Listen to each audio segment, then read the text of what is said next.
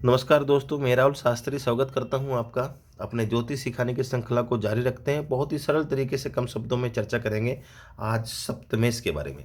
जैसे कि मैंने पिछले वीडियो में बताया था कि जब भी हम वैवाहिक जीवन की बात करें तो उसमें कुछ पैरामीटर्स होते हैं जो हम देखते हैं, जैसे सप्तमेश, सप्तम भाव, गुरु की स्थिति, शुक्र की स्थिति, भुगुड़ दोष, नाड़ी दोष, ग्रह मैत्री, ये सब चीज़ें हम एक एक करके देखते हैं। तो जब भी हम बात करें, सबसे पहला जो पॉइंट होता है वो सप्तमेश। सप्तमेश वैवाहिक जीवन की दृष्टि से सबसे महत्वपूर्ण होता है। जो सबसे पहले हम देखेंगे तो लगन कुंडली की यहाँ बात कर रहे हैं हम, चंद्र कुंडली की नहीं। तो लगन कुंडली के अंदर सप्तमेश की कैसी पोजीशन है वो सबसे पहले, अगर सप्तमेश गड़बड़ हो गए तो बाकी के पैरामीटर्स कुछ भी हो, वो अच्छे हो या बुरे, उससे कोई मतलब नहीं होता। अकेले सप्तमेश ही वैवाहिक जीवन तोड़ने का काम कर देते हैं। तो इसके बारे में हम चर्चा करेंगे। आपको बहुत ही सरल तरीके से कम शब्दों में मैं बताने जा रहा हूँ सप्तमेश के बारे में। तो देखिए, ये 7 लिखा है लगन में, ये कोई भी लगन हो सकती है। 7 लिखा है लगन में तो ये तुला लगन की कुंडली हुई। हम लगन की बातें कर रहे हैं, चंद्र कुंडली की बिल्कुल बात नहीं कर रहे हैं। तो कुंडली का जो पहला भाव है ये आपको लगन को दर्शाता है। अब 1 से लेके 12 कोई भी लगन हो सकती है, उससे कोई लेना देना नहीं, क्योंकि लगन में 7 है तो तुला लगन हुई। अब सबसे महत्वपूर्ण है कि आप सप्तम भाव को देखें। तो देखिए सप्तम भाव में क्या लिखा है, 1, क्योंकि यहाँ 7 है, 8, 9, 10, 11, 12, 1। क्योंकि जो राशियाँ होती हैं वो मूव करती हैं, भाव फिक्स रहते हैं। तो सप्तम भाव जो होता है, जैसे मैंने बताया, वो वैवाहिक जीवन की दृष्टि से सबसे महत्वपूर्ण होता है। वो पति के लिए पत्नी और पत्नी के लिए पति का होता है। पिछले वीडियो में भी मैंने बताया था, चौथा माता का होता है, 10वां पिता का होता है, 5वां पुत्र का होता है, संतान का होता है, 9वां भाव जो है आपके गुरुजनों का होता है, तीसरा भाव जो है आपका छोटे भाई बहनों का, और बड़े भाई बहनों के लिए हम 11वां भाव देखते हैं। इसी प्रकार सप्तम भाव पति के लिए पत्नी और पत्नी के लिए पति, और वैवाहिक जीवन की दृष्टि से सप्तम भाव बहुत महत्वपूर्ण है। ये एक हो गया। तो इसमें अगर सप्तमेश की अगर कंडीशन ठीक नहीं है तो वैवाहिक जीवन के लिए ठीक नहीं है। तो वैवाहिक जीवन टूटने के कभी कभी योग बन जाते हैं। तो इसमें क्या है, 4 चीजें देखे जाते हैं सप्तमेश दीर्घ भाव में। अब आप जानते हैं जो छठा भाव है वो रोग, ऋण, शत्रु, दुर्घटना, परेशानी, कोर्ट कचहरी, गुप्त शत्रु को दर्शाता है। अष्टम भाव मृत्यु तुल्य कष्ट और ऑब्स्टैकल्स और भारी परेशानी और बड़ी समस्याएं के साथ साथ अचानक घटनाओं को दर्शाता है। जो 12वां भाव होता है वो हानि को दर्शाता है, परेशानी को दर्शाता है, जेल यात्रा को दर्शाता है, व्यय को दर्शाता है, खर्चा को दर्शाता है। तो ये तीर्थ भाव होते हैं, ये भाव अच्छे नहीं होते। अगर सप्तम भाव के स्वामी इन तीनों भावों में आके बैठ जाए तो कहीं ना कहीं दिक्कतें आने की चांसेस बहुत ज़्यादा बढ़ जाती है। अब सप्तमेश का मतलब, क्योंकि ये 7 लिखा है, तुला लगन से शुरू हो रही है, तो सप्तम भाव में 1 आएगा। तो 7वें भाव में जो राशि होती है, जो उसके स्वामी होंगे वो सप्तमेश कहलाए जाएंगे। तो 1 का मतलब हुआ मेष राशि।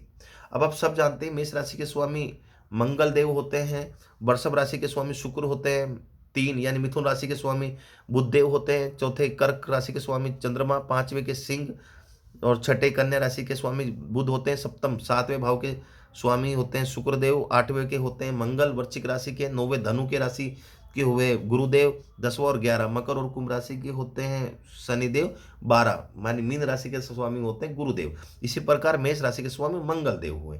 तो मंगल देव की पोजीशन देखिए, वो 6, 8, 12 में तो नहीं बैठे। इस लगन कुंडली के हिसाब से आप देखेंगे, ये उदाहरण कुंडली है, किसी व्यक्ति विशेष की कुंडली नहीं, सिर्फ आपको पढ़ने के लिए, सिर्फ समझाने के लिए ये कुंडली है। तो देखिए मंगल अगर छठे भाव में आके बैठ जाए तो ये कहीं ना कहीं वैवाहिक जीवन की दृष्टि से ठीक नहीं होगा। बहुत परेशानियां, समस्याएं आपको देखनी पड़ेगी। सप्तमेश अगर अष्टम भाव में बैठा है तो निश्चित रूप से यहाँ पे विवाह टूटने के भी योग बन सकते हैं। सप्तम भाव अगर 12वें भाव में बैठ गया तो हानि होगी किसकी, वैवाहिक जीवन की। तो विवाह के लिए यहाँ पे भी टूटने के योग बन जाएंगे।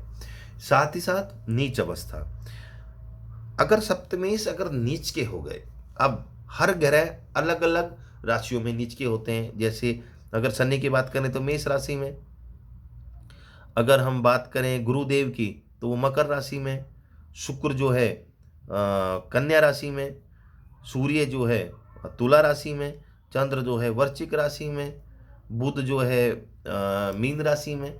हर ग्रह, कहने का मतलब ये है किसी न किसी राशि में नीच का होता है। इसी प्रकार मंगल जो है कर्क राशि में नीच के होते हैं। तो मंगल अगर कर्क राशि में आके बैठ गए, चाहे हालांकि केंद्र का है, यहाँ पे वो दिग्बली बन जाते हैं, बट क्योंकि नीच के हैं तो ये भी ठीक नहीं है। इसमें भी वैवाहिक जीवन में दिक्कत आती है। और ऐसे में कोई पाप ग्रह दृष्टि और दे दे नीच के ग्रह में, जैसे शनि ही दृष्टि दे दे अपनी पहली दूसरी या तीसरी, मतलब तीसरी, सातवीं और नौवीं, जो कि उनकी 3 दृष्टि होती हैं, 10वीं, तो इनमें से कोई भी एक दृष्टि पड़ जाए मंगल पे तो निश्चित रूप से यहाँ मंगल जो है बहुत खराब फल देगा। तो मंगल वैवाहिक जीवन को कंट्रोल कर रहा है, तो विवाह तोड़ने का काम करेंगे मंगल ऐसे में।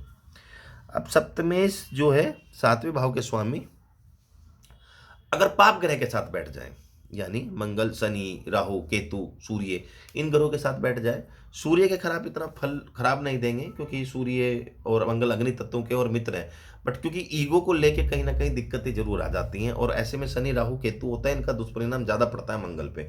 दोनों के बीच में अगर डिग्री डिफरेंसेज कम है, ये और देखना कब ज़्यादा खराब देंगे फल, अगर दोनों के बीच में 7 से लेके कम डिग्री का डिफरेंसेज है और मंगल कमजोर है, और जो जिसके साथ युति बना के रखे हैं वो मजबूत स्थिति में है, तो ऐसे में जो है मंगल निर्बल हो जाएंगे, कहीं ना कहीं वैवाहिक जीवन में दिक्कतें का सामना करना पड़ता है। कमजोर सप्तमेश मतलब जैसे मंगल कहीं पर भी बैठे हों, कमजोर हो, उनमें बल ना हो, वो बाल अवस्था या मर्त अवस्था में हो, यानी उनकी डिग्री कम हो या ज़्यादा, मतलब शुरू के सनों में 2 4 3 हो उनकी, या फिर 28 29 30 हो, और ऐसे में कोई पाप ग्रह उन पर आके दृष्टि डाल दे, तो भी वैवाहिक जीवन में दिक्कतें आने की चांसेस होते हैं, या कोई युति बना के रखें।